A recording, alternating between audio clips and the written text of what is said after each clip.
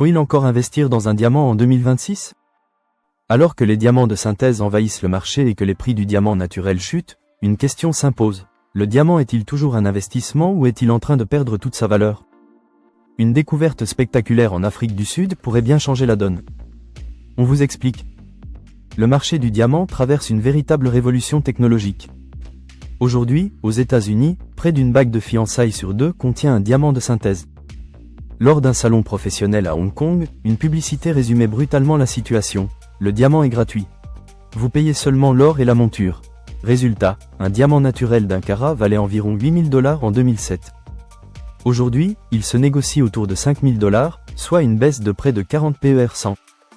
Certains comparent cette situation à l'invention du réfrigérateur, qui a rendu la glace banale et sans valeur. Mais l'histoire du luxe montre que les choses ne sont jamais aussi simples. Dans les années 1930, l'arrivée des perles de culture a fait s'effondrer le marché des perles naturelles. Pourtant, depuis les années 1990, leur valeur est repartie à la hausse. Même scénario dans l'horlogerie, le quartz devait tuer la montre mécanique dans les années 70. Aujourd'hui, la montre mécanique est plus désirable que jamais. Le luxe ne disparaît pas, il se segmente. Le marché du diamant est désormais clairement divisé en deux. Les diamants de synthèse, accessibles, standardisés, et les diamants naturels rares, destinés aux collectionneurs et investisseurs. Un diamant synthétique peut coûter 100 $. Un diamant naturel rare, coloré, certifié peut encore se vendre des dizaines de millions.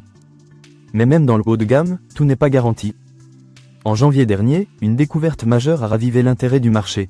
Un diamant bleu de 41,82 carats, extrait de la mythique mine de Cullinan en Afrique du Sud. Ces diamants bleus dits type IIB sont extrêmement rares. Ils doivent leur couleur à la présence de bore et sont parmi les pierres les plus recherchées au monde.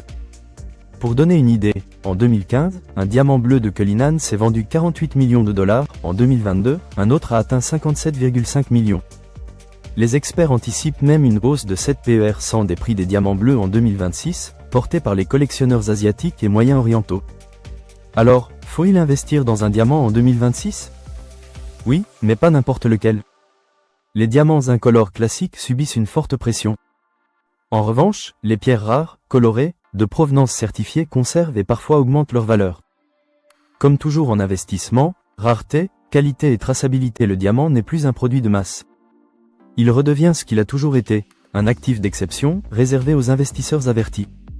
Si cette analyse vous a été utile, pensez à liker la vidéo, à vous abonner à la chaîne et à activer la cloche pour ne rien manquer de nos prochaines analyses sur l'investissement, le luxe et les opportunités internationales.